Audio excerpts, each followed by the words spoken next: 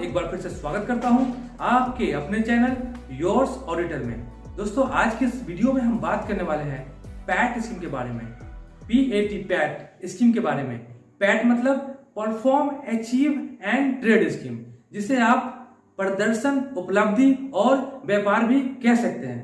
प्रदर्शन, उपलब्धि और व्यापार योजना NMEEE के अंतर्गत आने वाले प्रमुख योजनाओं में से एक है। यह योजना 2008 में भारत सरकार द्वारा घोषित एक अभिनव व्यापार योजना है। यह योजना ऊर्जा संरक्षण अधिनियम 2001 के तहत नामित उपभोक्ता या डेजिग्नेटेड कंज्यूमर इस योजना में उनकी भागीदारी अनिवार्य है, मैंडेटरी है। तो दोस्तों पैट स्कीम के बारे में जानने से पहले मैं चाहूंगा आखिर यह योजना कहां से आया है, यह स्कीम कहां से आया है, उसके बारे में हम पहले जानते हैं, फिर जानेंगे पैट का ओवरऑल स्ट्रक्चर क्या है। तो आइए शुरू करते हैं। तो कहानी शुरू होती है आज से 15 साल पहले, यानी कि 30 जून 2008 को भारत को जलवायु परिवर्तन के प्रति अधिक उत्तरदायी बनाने के लिए एक निजी दस्तावेज, यानी कि जलवायु परिवर्तन पे राष्ट्रीय कार्य योजना, इसे आप national action plan for climate change के नाम से भी जानते हैं। यह जो योजना प्रधानमंत्री के जलवायु परिवर्तन परिषद के द्वारा तैयार की गई थी। National action plan for climate change के अंतर्गत टोटल 8 मिशन थे। उनमें से NMEEE एक योजना था जिसका काम था ऊर्जा दक्षता को सुधार करना, एनर्जी के फील्ड में क्रांति लाना। तो उनका एक पार्ट था NMEEE, और NMEEE के अंतर्गत आता था पैट, यानी कि perform, achieve and trade scheme. तो यह हुआ उसका कि आखिर ये पैट जो है कहां से आया। पहले आया आपका national action plan for climate change, then आया आपका NMEEE, national mission for enhanced energy efficiency, फिर आया आपका उसके अंदर PAT, perform, achieve and trade scheme. तो दोस्तों यह योजना ऊर्जा संरक्षण अधिनियम 2001 के अंतर्गत उद्योगों में ऊर्जा दक्षता को प्रोत्साहित करके ऊर्जा के कुशल उपयोग के माध्यम से ऊर्जा बचत को बढ़ाने का प्रयास करता है। यह इसका मुख्य उद्देश्य है। तो दोस्तों यह तो हो गया पैट स्कीम के बारे में। अब हम बात करेंगे ओवरऑल पैट स्ट्रक्चर के बारे में। तो दोस्तों जब प्रधानमंत्री के जलवायु परिवर्तन परिषद ने यह योजना को इंप्लीमेंट करने के लिए ब्यूरो ऑफ एनर्जी एफिशिएंसी को सौंपा था इस योजना को, तो उस समय बी के लिए भी यह योजना एक नया था, उनके लिए भी एक चैलेंजिंग था कि आखिर पैट का और NMEEE का पृष्ठभूमि कैसे तैयार करें। अभी तो हम बात करेंगे सिर्फ पैट के बारे में, PAT पैट के बारे में इसलिए बात कर रहे हैं हम क्योंकि अभी के समय में पैट एक बहुत ही इंपॉर्टेंट सब्जेक्ट है, बहुत ही इंपॉर्टेंट टॉपिक है। तो दोस्तों प्रधानमंत्री के जलवायु परिवर्तन परिषद के द्वारा जब इस योजना को BEE यानी कि ब्यूरो ऑफ एनर्जी एफिशिएंसी को सौंपा गया, उस समय इसलिए सौंपा गया क्योंकि ये जो था एनर्जी से रिलेटेड था, दूसरी बात, और इसका जो पृष्ठभूमि जो तैयार करना था वो BU को तैयार करना था।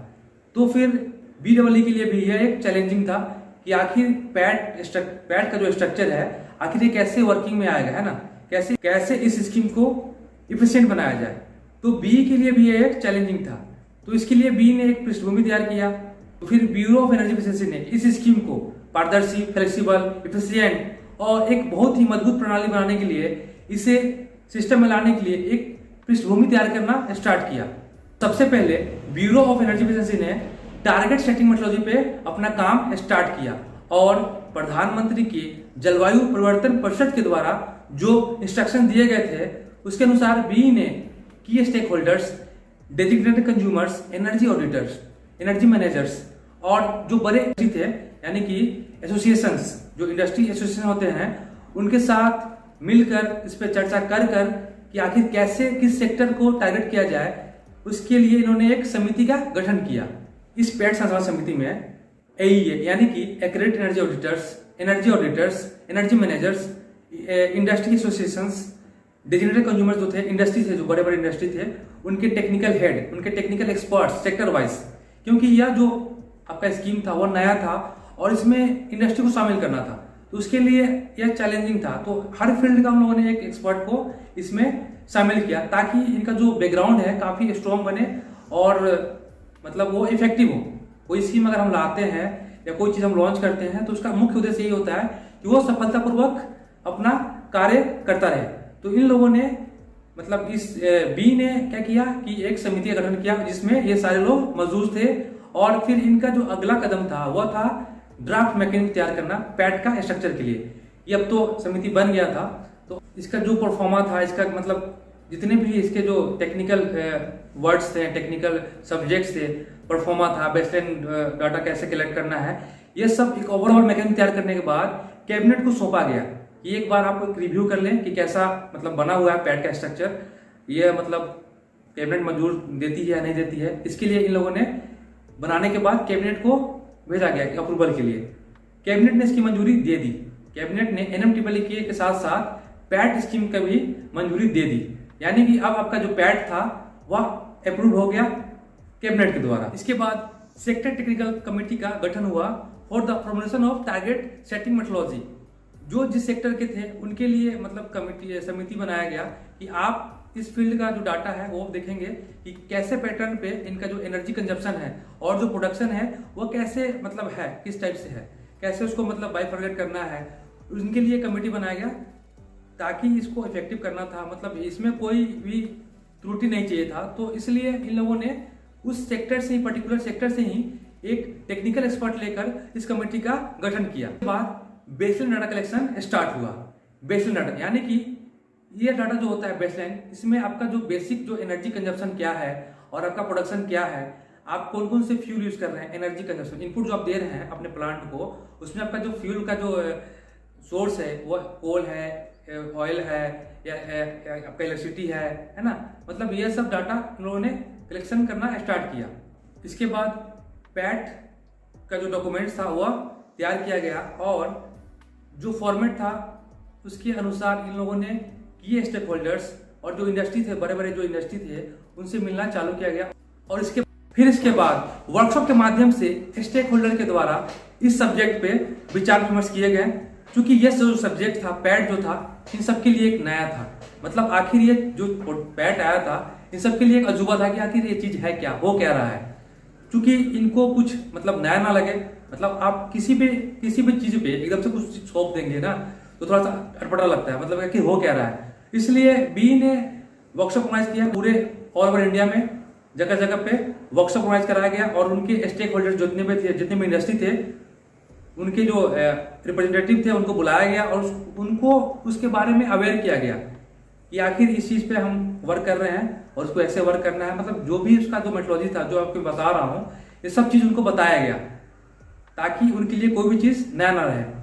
वर्कशॉप का जो मुख्य उद्देश्य था वह था इसके बारे में अवेयर करना और आपके स्टेक होल्डर्स का क्या विचार विमर्श है इसके प्रति, उनका भी थोड़ा राय जानना कि आखिर इस जो हम योजना जो लागू करने वाले हैं वह इफेक्टिव है और कैसे उसको और भी इफेक्टिव करना है, उसके लिए सामने वाले का भी राय जानना बहुत ही जरूरी होता है। इसके लिए इन लोगों ने जगह जगह वर्कशॉप ऑर्गेनाइज करवाया और इनके माध्यम से स्टेक होल्डर से इन लोगों ने बातचीत की। इसके बाद पैड इंप्लीमेंट करने के लिए, यानी कि पैड स्कीम को इंप्लीमेंट करने के लिए वर्कशॉप के आधार पे उसका जो वर्कशॉप हुआ था उसके आधार पे इन लोगों ने रूल एंड रेगुलेशन डेवलप किया।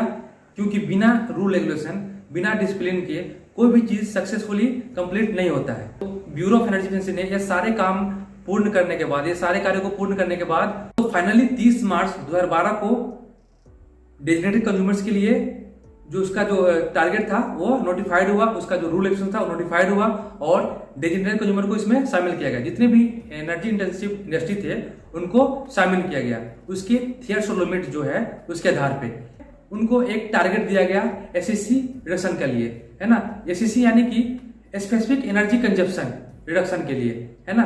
ये जो टारगेट जो दिया गया था एसईसी, बहुत सारों का मतलब भ्रम है या उनका गलतफहमी है कि यह दूसरे देश से लिया गया और उसके पैटर्न पे ब्यूरो ने दे दिया, तो बिल्कुल गलत है।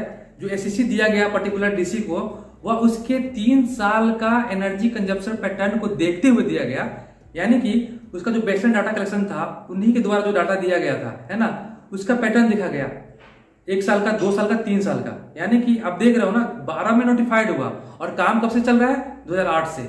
यानी कि जो ब्यूरो ऑफ एनर्जी की जो टीम लगी हुई थी बेसलाइन के लिए, उन लोगों ने उस पर वर्क किया, उसके पैटर्न को समझा, उसके टेक्निकल जो एक्सपर्ट थे, सब चीज का जो मतलब सब चीज करने के बाद वह एक एसएससी टारगेट दिया गया।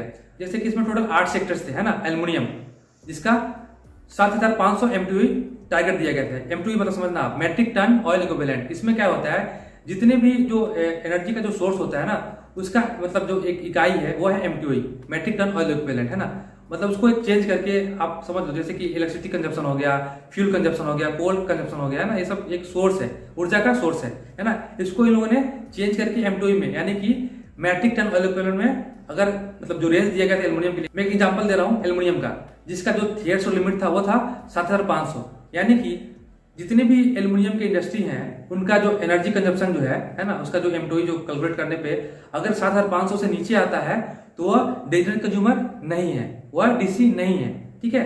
और अगर वो 7500 उनका अगर आता है ना, तो वह डीसी है। और अगर 7500 से ज्यादा आता है तो भी वह डीसी है।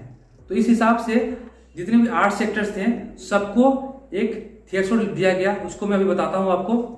जैसे सीमेंट का जो था एसएससी था वह था 30,000, क्लोरो अल्कली के लिए था 12,000 MTOE, फर्टिलाइजर्स के लिए था 30,000 MTOE, थर्मल पावर प्लांट के लिए था 30,000 MTOE, टेक्सटाइल के लिए था 3,000 MTOE। यहाँ पे इन सभी सेक्टरों के इंडस्ट्री और डीसी को एसएससी रिडक्शन का टारगेट दिया गया। SSC means specific energy consumption. यहाँ जो एसएससी रिडक्शन टारगेट दिया गया उसको कैलकुलेट किया गया, SSC equals to net energy input DC boundary, यानी कि जो इंडस्ट्री के अंदर जितने भी एनर्जी सोर्स यूज हो रहा है जो सप्लाई किया जा रहा है प्रोडक्शन के लिए, वह divided by total quantity of output exported from the DC boundary, यानी कि कितना प्रोडक्शन हो रहा है उसके आधार पे MTOE। MTOE एक तरह का यूनिट है जिसका यूज सभी ईंधन की ऊर्जा सामग्री का वर्णन करने के लिए सामान्य इकाई के रूप में उपयोग किया जाता है। MTOE मतलब मैट्रिक टन ऑयल इक्विवेलेंट। यहाँ पे सोर्स ऑफ एनर्जी हो सकता है आपका इलेक्ट्रिसिटी, ऑयल, कोल या अदर जो भी सोर्स है एनर्जी का वो हो सकता है। तो दोस्तों ये जो सेक्टर्स थे ये नोटिफाइड हुए और इसमें टोटल 478 डिसीज फर्स्ट साइकिल में शामिल हुआ। मतलब उसको ब्यूरो ने टारगेट दिया कि आपको इतना एसएससी रिड्यूस करना है, अगर आप करते हो तो आपको एप्रिसिएशन मिलेगा। तो बैट साइकिल 1 में टोटल 8 सेक्टर्स थे वो नोटिफाइड हुए और उसमें टोटल 478 डिसीज थे। अब मैं बात कर रहा हूँ बैट साइकिल 1 जो नोटिफाइड हुआ था उसका जो बेसलाइन था वो था 2011, यानी कि 2011 में फाइनल हो गया था कि किस सेक्टर्स को लेना है ना, मतलब उसके जो बेसलाइन कलेक्शन के द्वारा। और फिर जो 2012 में नोटिफाइड हुआ उनके लिए 3 साल का साइकिल ईयर था, मतलब इस पैट साइकिल 1 का 3 साल का साइकिल ईयर है। वैसे भी जितने भी पैट साइकिल आ रहे हैं, मतलब पैट साइकिल 1, पैट साइकिल 2 सबका 3 साल का ही साइकिल ईयर है ना।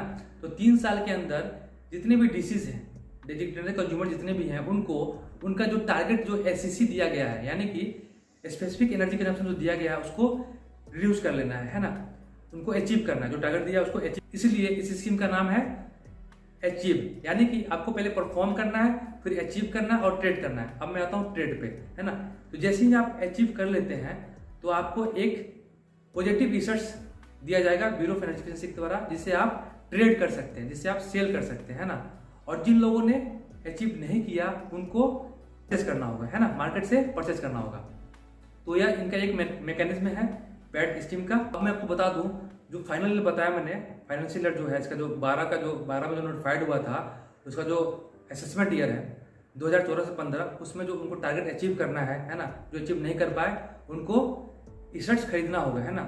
एक प्लेटफॉर्म तैयार किया गया है ब्यूरो के द्वारा, पावर एक्सचेंज, है ना, उस पर आपको इशर्ट्स को परचेज करना होगा, रजिस्ट्रेशन करना होगा। आज की इस वीडियो को मैं यही समाप्त करता हूँ। नेक्स्ट वीडियो में हम बात करेंगे जो डेडिकेटेड कंज्यूमर्स हैं उनका एक्टिविटी क्या है, पैट साइकिल के अंतर्गत जो 3 साल का जो साइकिल होता है उसके अंदर उनको क्या क्या करना है ना। फॉर एग्जांपल फॉर्म 1 सबमिट करना है, फॉर्म 2 सबमिट करना है, फॉर्म 3 सबमिट करना है, MNB ऑडिट करवाना है, MEA करवाना है, एनुअल एक्शन प्लान सबमिट करना है, मतलब कैसे करना है, उनको कैसे अचीव करना है टारगेट, उसके बारे में हम बात करेंगे नेक्स्ट वीडियो में। इसके अलावा जो मॉनिटर जो कर रहा है स्टेट में जो कर रहा है SDA है कि स्टेट डेजिग्नेटेड एजेंसी का क्या रोल है इस प्रोजेक्ट में, इस स्कीम में। इसके अलावा हम बात करेंगे ब्यूरो ऑफ एनर्जी एफिशिएंसी इस स्कीम को एफिशिएंट करने के लिए, इसको और भी अच्छा करने के लिए कैसे वर्क कर रहा है उसके बारे में हम बात करेंगे। फिर मिलेंगे नेक्स्ट वीडियो में, तब तक अपना ख्याल रखिए।